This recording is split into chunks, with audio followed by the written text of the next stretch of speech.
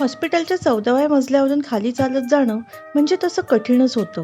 पण सगळ्या लिफ्ट खाली निघून गेल्या होत्या. त्या येईपर्यंत थांबण्यापेक्षा पटापट जिन्यानं गेलेलं बरं असा विचार करत दिव्यानी जिना उतरायला सुरुवात केली. जाता जाता तिचे पाय 13व्या मजल्यावर थबकले. शहरातल्या सुसज्ज आणि प्रसिद्ध मल्टीस्पेशालिटी हॉस्पिटलचा हा एक मजला मात्र पूर्णपणे बंद होता. जिन्याचा भाग वगळता बाकी सगळीकडे पूर्ण अंधार होता. या मजल्यावर इतर कुणीही फिरकत नसे. इतकंच काय, त्या मजल्यावर एक लिफ्टही थांबत नसे. दिव्याची पावले नकळत मजल्यावरच्या त्या बंद दाराकडे वळली. दाराला मोठं कुलूप लावलं होतं. का कुणास ठाऊक, पण तिला या मजल्याबद्दल सुप्त आकर्षण वाटू लागलं. दरवाजाजवळ जाऊन तिने आत डोकावण्याचा प्रयत्न केला. सगळीकडे अंधार होता. दरवाजामधल्या काचांमधून नीट लक्षपूर्वक बघितल्यावर अचानक तिला खिडकीच्या गजाला धरून रडणारी एक 4-5 वर्षाची मुलगी दिसली. असं वाटत होतं की ती कुठच्या तरी संकटात आहे. हळूहळू अंधार विरू लागला आणि खोलीतील दुनिया तिला स्पष्ट दिसू लागली. सगळीकडे पळापळ आणि आरडाओरड चालली होती. वाट मिळेल तिथून जो तो खोलीच्या बाहेर जायचा प्रयत्न करत होता. त्या मजल्यावर आग लागली होती. दिव्या त्या मुलीला वाचवायला जाणार तितक्यात तिचा फोन वाजला. फोनच्या आवाजाने तिची तंद्री भंग पावली, पण तिचं मन त्या खोलीतून बाहेर जायला तयार होत नव्हतं. फोन घ्यायची अजिबात इच्छा होत नव्हती. आपण कोण आहोत, या हॉस्पिटलमध्ये का आलो आहोत याचा तिला काही क्षण विसर पडला होता. फोनची रिंगटोन मात्र तिला या दुनियेत परत बोलावीत होती. काहीशा नाखुशीने तिने पर्समधून फोन बाहेर काढला. फोनवर डॉक्टर विशालचं नाव बघून तिने फोन घेतला, पण तिची नजर मात्र त्या खोलीच्या आतच स्थिरावलेली होती. हॅलो दिव्या, कुठे आहेस तू? मी इथे. दिव्या गोंधळली. सगळी कामं टाकून डॉक्टर जोशींच्या केबिनमध्ये पटकन ये, डॉक्टर विशाल म्हणाले. फोनवरच्या आवाजाने दिव्या भानावर आली. हो निघतेच, आलेच. एवढं बोलेपर्यंत तिची एक क्षण नजर खोलीपासून ढळली आणि खोलीतील दृश्य विरून पुन्हा अंधार पसरला. दिव्याने स्वतःला सावरलं. ती वास्तवात आली आणि लगबगीने जिने उतरू लागली. जिना उतरताना मात्र तिच्या मनात त्या खोलीचाच विचार येत होता. आपण जे काही पाहिलं तो आभास होता का वास्तव? काय होतं ते सगळं? आणि मलाच का दिसलं? अगदी हीच घटना तिला लहानपणी स्वप्नात दिसत असे, पण आज तिने जे बघितलं ते स्वप्न नव्हतं. त्या मजल्यावर काहीतरी रहस्य नक्कीच आहे. अन्यथा शहरातील एवढ्या मोठ्या सुसज्ज हॉस्पिटलचा एक अख्खा मजला रिकामी का असेल?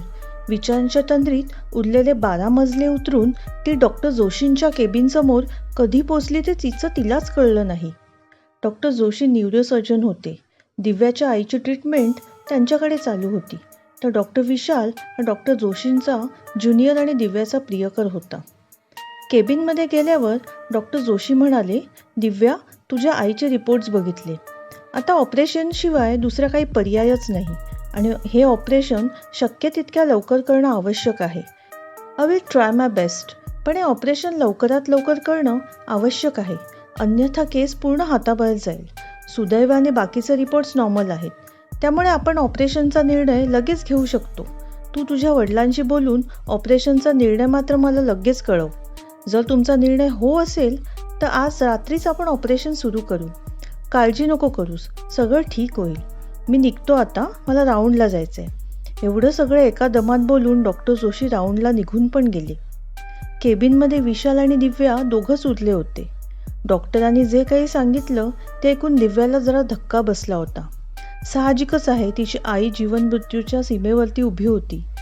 डॉक्टर जोशींनी आपलं सगळं ज्ञान, सगळा अनुभव पणाला लावला होता. त्यांच्यासाठी ही केस म्हणजे एक चॅलेंज होतं. काहीही करून त्यांना हे ऑपरेशन यशस्वी करायचं होतं. सगळ्यात महत्त्वाचं म्हणजे त्या विशालच्या होणाऱ्या सासूबाई होत्या. विशाल केवळ त्यांचा ज्युनियर नव्हता, तर त्यांचे बालमित्र आणि एकेकाळचे प्रसिद्ध हृदयरोग तज्ज्ञ डॉक्टर पाटील यांचा एकुलता एक मुलगा होता. डॉक्टर जोशी आणि डॉक्टर पाटील अगदी लहानपणापासूनचे मित्र होते, पण त्या दोघांचे स्वभाव अगदी भिन्न. जोशी प्रॅक्टिकल विचार करणारे, तर पाटील काहीसे भावनिक. हे हॉस्पिटल म्हणजे या दोघांचं स्वप्न होतं. दोघांमध्ये कधीच कुठल्या गोष्टीवरून वाद झाले नाही. अपवाद फक्त एका गोष्टीचा, अध्यात्म.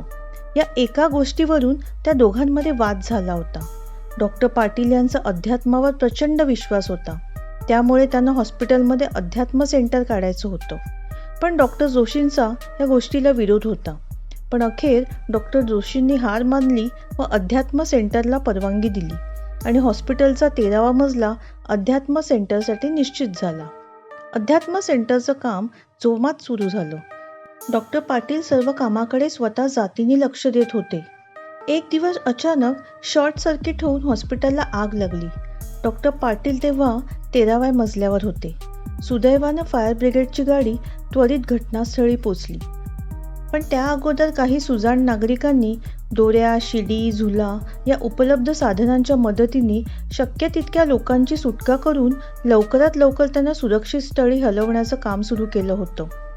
फायर ब्रिगेडची टीम 13व्या मजल्यावर पोचली. डॉक्टर पाटील त्यांच्यासोबत जायला निघाले.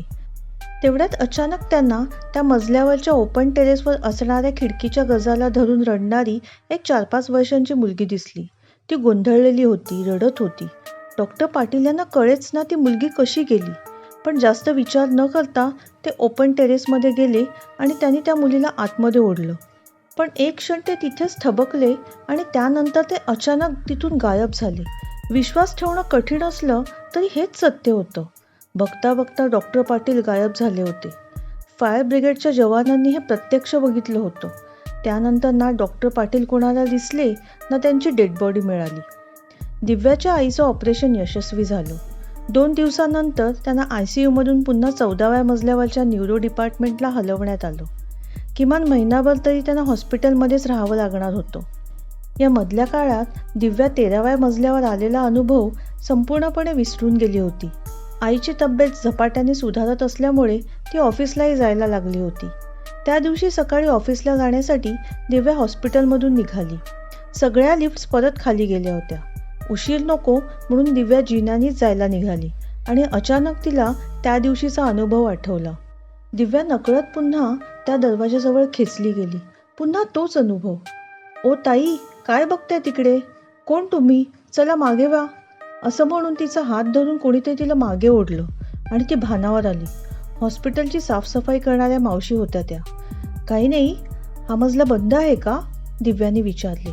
"हे बघा ताई, हा मजला बंद का आहे, तिथे कोणी जातं का, कधी जातं यातलं मला काहीही माहिती नाही.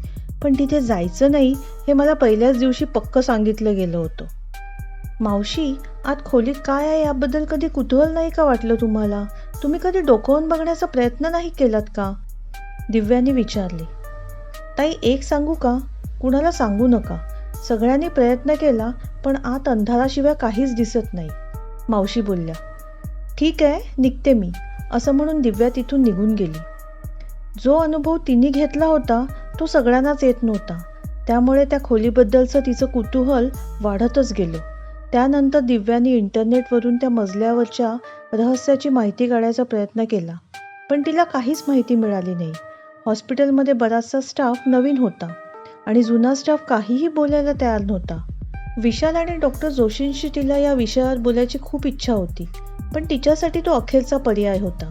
शिवाय त्या दोघांनाही कितपत आवडेल याचाही प्रश्न होताच. तिला तिच्या पद्धतीने या प्रकरणाचा शोध घ्यायचा होता. लायब्ररी, इंटरनेट कुठलाच पर्याय ती सोडत नव्हती. अखेर खूप प्रयत्नांनंतर तिला एका लायब्ररीमध्ये 15 वर्षापूर्वीचं एक जुनं वर्तमानपत्र सापडलं. हॉस्पिटलमध्ये घडलेली घटना, डॉक्टर पाटील यांचं गायब होणं आणि त्यानंतरचा पोलीस तपास याबद्दलचा एक लेख तिच्या वाचनात आला. पण त्यामधून काही विशेष माहिती मिळेल असं तिला वाटत नव्हतं. तरीही तिने तो वाचायला सुरुवात केली. हॉस्पिटलला लागलेली आग आणि डॉक्टर पाटील यांचं अशा अतिशय विचित्र पद्धतीने गायब होणं हे दोन्ही प्रकार धक्कादायक होते. त्यात पोलिसांचा संशय डॉक्टर जोशींवर असल्यामुळे या प्रकरणाला एक वेगळाच रंग देण्यात येत होता. वेगवेगळ्या तर्कवितर्कांना ऊत येत होता.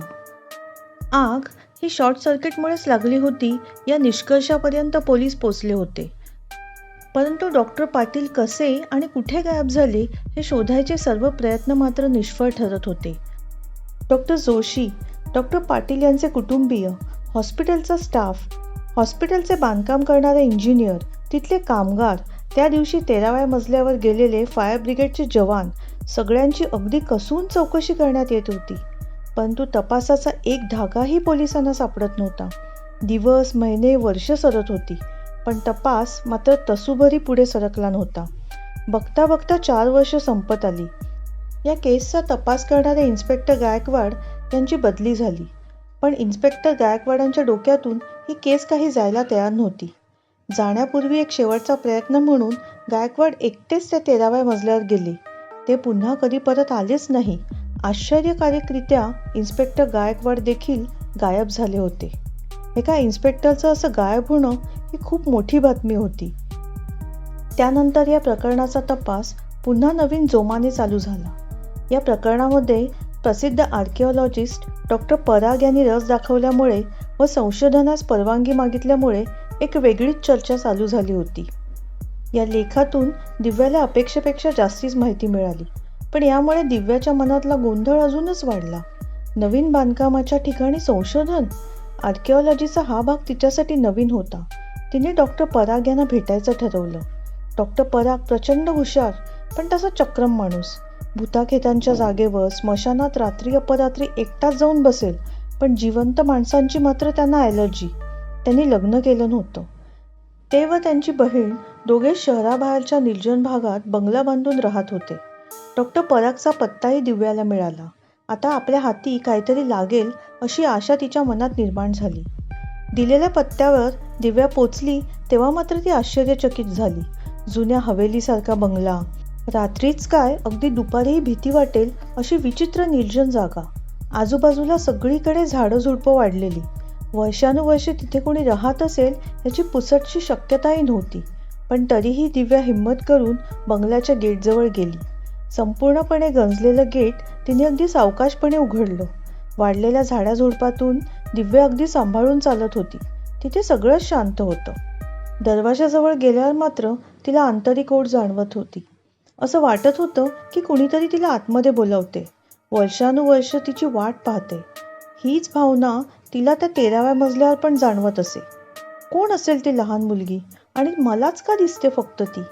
इथे या अनोळख्या जागी मला अशी हुरहुर का लागली आहे? काय साम्य आहे या दोन जागांमध्ये? इथे सगळंच कसं निवांत? अगदी पक्षी, फुलपाखरं, भुंगे, वटवाघूळ कोणीच कसं नाही? आत जाऊन बघू का? असे अनेक विचार तिच्या मनात येत होते. पण आत जाण्याची आंतरिक उर्मी तिला स्वस्थ बसू देत नव्हती. तिच्या अनेक प्रश्नांची उत्तरे कदाचित तिला याच घरात मिळणार होती. थांब, तिथेच थांब, एक पाऊली पुढे टाकू नकोस. पाठीमागून आलेल्या एका स्त्रीच्या आवाजाने दिव्या दचकली. तिने पाठीमागे वळून पाहिलं तर एक बाई तिच्याचकडे येत होती. मला वाटलंच होतं, आज ना उद्या तू इथे येणार. आज जाऊ नकोस पोरी. कोण आहात तुम्ही? दिव्याने विचारले. माझ्याच घरी येऊन मलाच विचारतेस कोण आहात तुम्ही? मी या घराची मालकीण, डॉक्टर परागची बहीण नीती.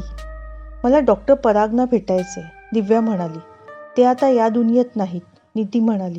हे ऐकून दिव्याच्या चेहऱ्यावरचा रंगच उडाला. पण स्वतःला सावरत कसेबसे ती म्हणाली, आय एम सॉरी, पण कधी असं? तुला खूपच प्रश्न पडलेले दिसतात. माझ्यासोबत येशील का? मी तुला तुझ्या सगळ्या प्रश्नांची उत्तरं देते, नीती म्हणाली. कुठे नेताय तुम्ही मला? जे काही सांगायचं आहे ते इथेच सांगा ना सगळं, दिव्या घाबरून म्हणाली. नाही, इथे नाही. कळत नाही तुला वातावरण किती विचित्र आहे ते? अचेतन आहे इथे सगळं. तुला जर तुझ्या प्रश्नांची उत्तरे हवे असतील तर तुला माझ्यासोबत यावंच लागेल. काय येऊ मी तुमच्यासोबत? कोण आहात तुम्ही? तुम्हाला कसं माहिती सगळं माझ्या प्रश्नांबद्दल? दिव्याने गांगरून विचारले. मी कोण आहे हे मी तुला मघाशीच सांगितले. बाकीच्या तुझ्या प्रश्नांचं एकच उत्तर आहे, अध्यात्म, गूढ हसत नीती म्हणाली. अध्यात्म हा शब्द ऐकून दिव्याची खात्री पटली की या बाईला नक्कीच काहीतरी माहिती आहे. ती काहीही न बोलता तिच्यासोबत जायला निघाली. एका स्वच्छ सुंदर तळ्याकाठी असणाऱ्या शंकराच्या छोट्याशा मंदिराजवळ दोघीजणी पोचल्या. दिव्याने ही जागा आजवर कधीही बघितली नव्हती. खूप सुंदर जागा होती ती. अगदी मंगलमय वातावरण, मधूनच हलकीशी येणारी वाऱ्याची झुळूक. दिव्याला खूपच प्रसन्न वाटलं. देवळाला लागून असलेल्या एका छोट्याशा घरात दोघीही गेल्या. ये ना, आत ये, माझंच घर आहे, नीतीने आत जात म्हटले. दिव्याला आश्चर्य वाटले, पण भीती मात्र अजिबात वाटली नाही. दिव्या, मला माहिती आहे तू हॉस्पिटलच्या त्या 13व्या मजल्यावरचं रहस्य शोधण्याचा प्रयत्न करतेस. ते रहस्य मला माहीत आहे. मी तुला सगळं सांगेन, पण इथे नाही, कारण मला सगळ्या गोष्टी डॉक्टर जोशींच्या उपस्थितीतच स्पष्ट करायच्या आहेत, नीती म्हणाली. डॉक्टर जोशी? त्यांना माहिती आहे का सगळं? दिव्या गोंधळून गेली. सगळं माहिती आहे का हे मला नाही सांगता येणार, पण त्यांना बरंच काही माहिती आहे जे या दुनियेला माहिती नाही. परागनं त्या रहस्याची उकल केली होती. पण तो काय? दिव्याने विचारले. दिव्या, मला वाटतंय परागही त्या मजल्यावर आश्चर्यकारकरित्या गायब झाला आहे. परागचा स्वभाव विक्षिप्त होता, त्यामुळे ही बातमी दडवणे फार काही कठीण नव्हतं. पण तो खरंच गायब झालाय की केला गेलाय, या प्रश्नाचं उत्तर मला डॉक्टर जोशींच्या तोंडून ऐकायचं आहे, नीती म्हणाली. हे सारं काही दिव्यासाठी अनपेक्षित होतं. ती पूर्णपणे गोंधळून गेली होती. ज्या माणसाने प्रयत्नांची पराकाष्ठा करून तिच्या आईचे प्राण वाचवले, त्या माणसावर असे आरोप. जर परागला गायब करण्यात आलं असेल तर डॉक्टर पाटील आणि इन्स्पेक्टर गायकवाड यांनाही? दिव्याच्या मेंदूतले विचार तिच्या मनाला पटतच नव्हते. तिच्यासमोर सगळे प्रश्न आवासून उभे होते. त्यात नीतीला तिच्याबद्दल एवढी सगळी माहिती कशी, या नवीन प्रश्नाची पण भर पडली होती. सांग दिव्या, मला मदत करशील का? नाही, तुला करावीच लागेल, कारण तुला लहानपणी पडणारं स्वप्न आणि त्या 13व्या मजल्यावरचं रहस्य याची उकल फक्त मीच करू शकते, नीती म्हणाली. तुम्हाला माझ्याबद्दल एवढी माहिती कशी? माझ्याबद्दलची एवढी खडा न खडा माहिती माझे आईबाबाच फक्त सांगू शकतात. ज्या गोष्टी इतर कुणालाच माहीत नाही त्या तुम्हाला कशा कळाल्या? दिव्या पूर्णपणे गोंधळून गेली. तुझ्या प्रश्नांची उत्तरं मिळवणं तुझ्याच हातात आहे दिव्या, गूढ हसत नीती म्हणाली. दिव्याला आता तिच्या सगळ्या प्रश्नांची उत्तरे हवीच होती. अखेर नीतीला डॉक्टर जोशींची भेट घालून देण्याचं आश्वासन देऊन दिव्या तिथून निघून गेली. तुला काय म्हणायचंय दिव्या? जोशी काकांनी माझ्या बाबांना आणि बाकी सगळ्यांना गायब केलं का? कशासाठी? तुझं डोकं ठिकाणावर आहे ना? बाबा कुठे गेले ते मला माहीत नाही, पण जोशी काकांनी मला आणि माझ्या आईला सावरलं. आज मी जो काही आहे तो निव्वळ त्यांच्यामुळे. आणि तू जे सगळं सांगतेस ना, त्याच्यावर मीच काय कुणीही विश्वास ठेवणार नाही. अगं कुठली जागा, कोण बाई, काय बदलतेस तू मगासपासून? विशाल अविश्वासाने म्हणाला. मला माहिती आहे विशू, तुझा या सगळ्या गोष्टींवर विश्वास नाही, पण एकदा नीती मॅडम काय सांगतात ते ऐकून घ्यायला तरी काय हरकत आहे? प्लीज विशू, समजून घेण्याचा प्रयत्न कर. बाकी सगळ्या गोष्टी बाजूला ठेव आणि मला सांग, एवढ्या मोठ्या मल्टीस्पेशालिटी हॉस्पिटलचा 13वा मजला बंद का आहे?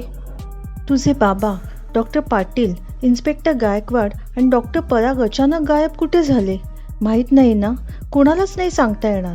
पण या सगळ्या प्रश्नांची उत्तरं नीती मॅडमकडे आहेत.